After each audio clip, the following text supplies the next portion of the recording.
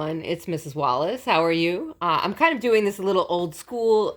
Just my computer was having technical difficulties tonight, so I am just going to draw out these problems. I wanted to do them for you, so sorry that it's so late. But these are the free response questions from today's class, and then I'll do the one that I also handed out toward the end of class, and I'll just try to clarify a couple of main points. So the first one we're doing is the 2008. If you need the FRQs, you can Google the 2008 AP Micro free response questions, and this will be one of the questions. This is, of course, on perfect competition. The question reads, Callahan's Orchards grows apples and operates in a constant cost, perfectly competitive apple industry. Callahan's Orchard is currently in long-run equilibrium.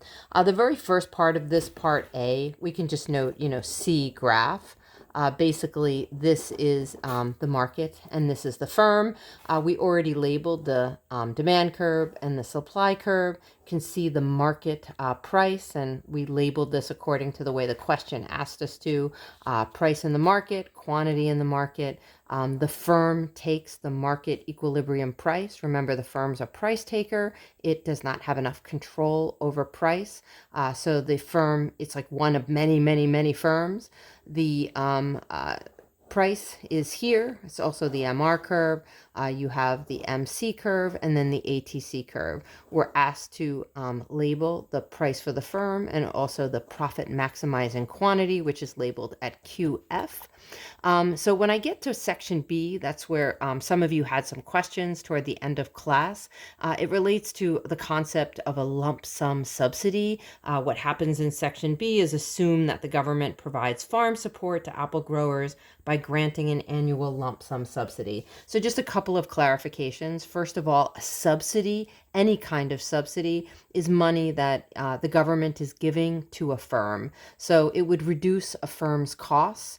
You have different kinds of subsidies, but think of a subsidy as like the opposite of a tax. So something I know is going to happen with this lump sum subsidy is some costs are going to be decreasing because the firm is getting money from the government to apply to their costs.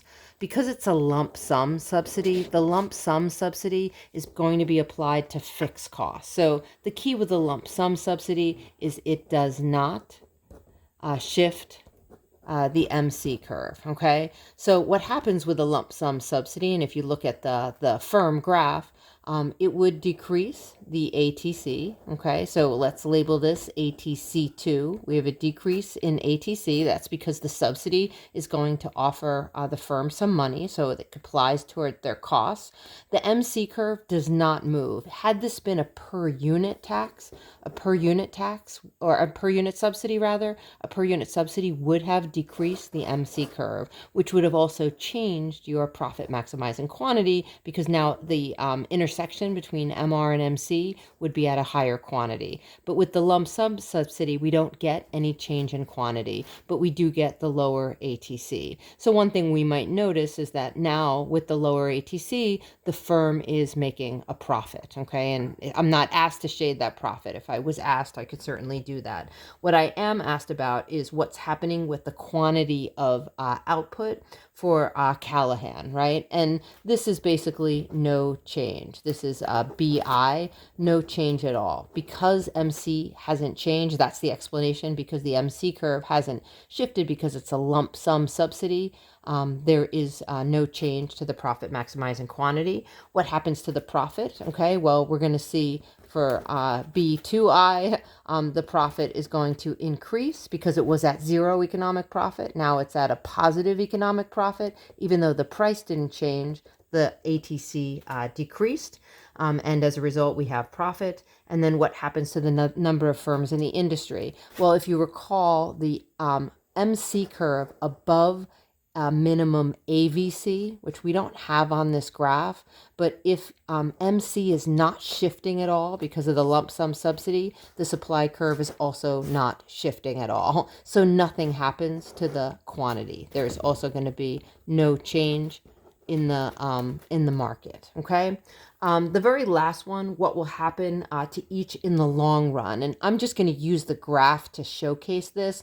The answer for part C, you did not need to graph, or you didn't need to do anything. It's just what happens to the entire what happens to the number of firms and things like that. But what would happen in the long run? Now, this is a firm that's making a profit. Okay. Remember that if all of the firms see ATC costs go down, we assume all of these firms got this lump sum subsidy. They're all exactly the same. They're all making profit. And now we see that firms are going to enter. Firms will enter into this market up until the point where the price is going to be at minimum ATC. What happens in the market, because more firms entered, we have an increase in supply. So we have supply too. We have an increase in the quantity, right? The quantity in the market is now greater. That's the first question. The number of firms in the industry increased. Why? Because the supply curve shifted right. That's because firms entered as a result of profits.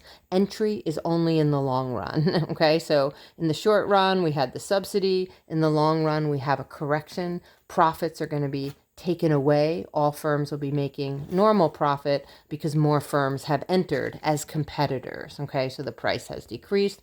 What happens to the quantity in the price? The market price is going to be lower because the supply curve shifted right. The other question is what happens to industry output. Okay, so we see the number of firms is increased, the price is decreased, and the industry output will be increased. And that's all just noting the shift in supply. Okay, and that's 2008. All right, thanks a ton. I'll do the next problem.